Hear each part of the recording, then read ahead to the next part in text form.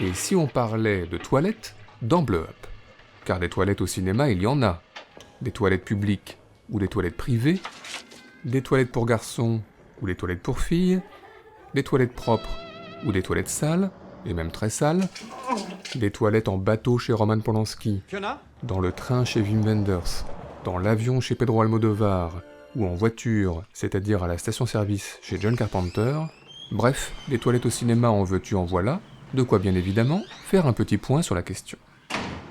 Alors tout d'abord, les scènes aux toilettes servent souvent à illustrer l'intimité d'un couple, son quotidien, dans Eyes Wide Shut de Stanley Kubrick, ou dans 40 ans mode d'emploi de Judd Apatow. Hey. What are you doing? Going to the bathroom. Sinon, Michael Fassbender dans le Shame de Steve McQueen n'a lui non plus pas grand-chose à cacher, et Julianne Moore dans le récent Maps to the Stars de Cronenberg, encore moins. Mais encore, eh bien les toilettes au cinéma sont toujours des lieux propices aux rencontres insolites. John Turturro, alias Barton Fink, y rencontre son écrivain fétiche. Les 3 personnages de La haine de Kassovitz sont interrompus par un étrange personnage. Ça fait vraiment des bien de chier un coup. Sans oublier Nicolas Cage dans Sailor et Lula qui rencontre aux toilettes sa belle-mère. Ou encore les drôles de rendez-vous de Peter Sellers, alias James Bond, dans la parodie Casino Royale. Mais à part ça, que fait-on aux toilettes dans les films? Eh bien des choses évidemment secrètes, ou en tous les cas discrètes. On se fait vomir dans le Elephant de Gus Van Sant, on change d'identité comme Louis de Funès dans Fantomas, on tente de faire passer de la drogue dans Midnight Express, et on en consomme dans Panic à Needle Park, et puis bien sûr dans les toilettes, du sexe. Et là les combinaisons sont nombreuses. En solo dans Shame déjà cité, un homme et une femme dans La pianiste de Michael Haneke, 2 hommes dans L'homme blessé de Patrice Chéreau, ou 2 femmes dans Femme fatale de Brian De Palma. Mais encore, eh bien les toilettes sont au cinéma un lieu privilégié pour la bagarre, la baston, la castagne, dans Les 12 salopards, dans Les guerriers de la nuit, dans Casino Royale, dans Matrix, tout récemment dans The Raid 2, ou encore dans True Lies. Et dans ces scènes de bagarre figure souvent une scène devenue un cliché, le héros, la tête plongée dans la cuvette, c'est Jeff Bridges dans The Big Lebowski, mais aussi Daryl Hannah dans Kill Bill 2, ou encore Benicio del Toro dans Sin City. Sinon, dans les toilettes, le meurtre. Des meurtres que l'on prépare dans Le Parrain, des meurtres que l'on commet dans Blowout, et des meurtres auxquels on assiste impuissant dans Witness. Du coup, quand on cherche des traces de meurtre dans une chambre d'hôtel comme Gene Hackman dans Conversation secrète, mieux vaut ne pas oublier les toilettes.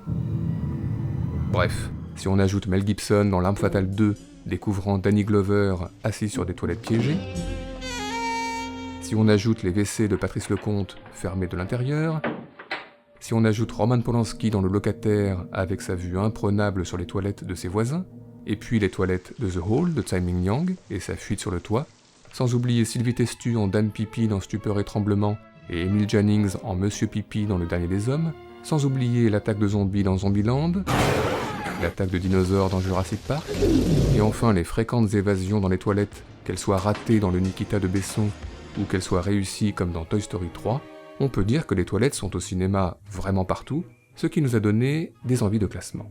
C'est donc parti pour notre traditionnel top 5, subjectif, celui de nos meilleures scènes de toilettes au cinéma. Notre numéro 5, les toilettes, sont bien évidemment à l'origine de nombreux gags dans l'histoire du cinéma, qu'ils soient de bon ou de mauvais goût. C'est entre autres l'inspecteur Drebin dans la série des Y a-t-il qui part aux toilettes sans avoir débranché son micro, ou c'est encore Austin Powers qui n'en finit plus de ne pas finir, mais notre préféré, Le chat de mon beau-père et moi, un chat propre, très propre. Oh. Sorry. Notre numéro 4, il y a dans Une sale histoire de Jean Eustache, l'histoire du trou dans les toilettes racontée par Michael Lonsdal. Alors je suis descendu dans les toilettes féminines, j'ai regardé s'il y avait un trou. Et puis il y a dans un genre différent, mais c'est très bien aussi, dans Reservoir Dogs de Quentin Tarantino, l'histoire des toilettes, des policiers et de leurs chiens, racontée par Tim Roth. They're waiting for you? No, it's just a bunch of cops hanging out in the men's room talking. When I walked through the door, they all stopped what they were talking about and they looked at me. That's hard, man. That's a fucking hard situation. German Shepherd starts barking. He's barking at me. I mean, it's obvious. He's barking at me. Every nerve ending, all my senses, blood in my veins, everything I have is screaming, take off, man. Just bail, just get the fuck out of there. Panic hits me like a bucket of water. First there's a shock of it, bam, right in the face. And I'm just standing there drenched in panic, and all these sheriffs looking at me, and they know, man, they can smell it. Sure as that fucking dog can.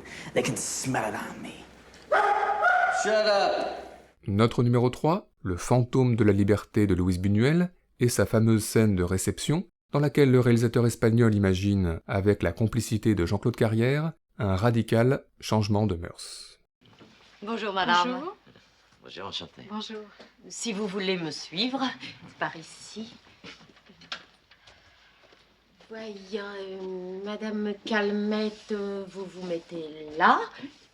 Elisabeth, là. Vous, professeur, à ma droite. Charles, c'est ça, tu te mets entre Madame Calmette et Elisabeth. Hein. Et toi, Sophie, viens mon trésor, viens ma petite poussinatte, viens.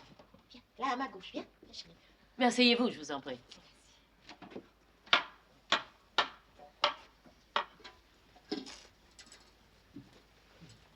Notre numéro 2 concerne Stanley Kubrick, car hormis Eyes Wide Shut déjà cité, de nombreuses scènes de sa filmographie se déroulent dans les toilettes. C'est le Humbert de Lolita qui s'y réfugie pour éviter sa femme. Ce sont évidemment les toilettes rouges et blanches de Shining. Et c'est encore, plus évidemment, le burn-out des plus inquiétants de Vincent D'Onofrio dans Full Metal Jacket.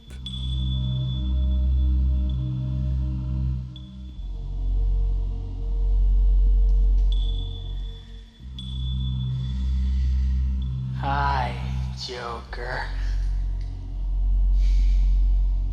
Enfin, notre numéro 1 est une évidence, parce que Blake Edwards, parce que Peter Sellers, et parce que Rundi vit Bakshi, alors The Party.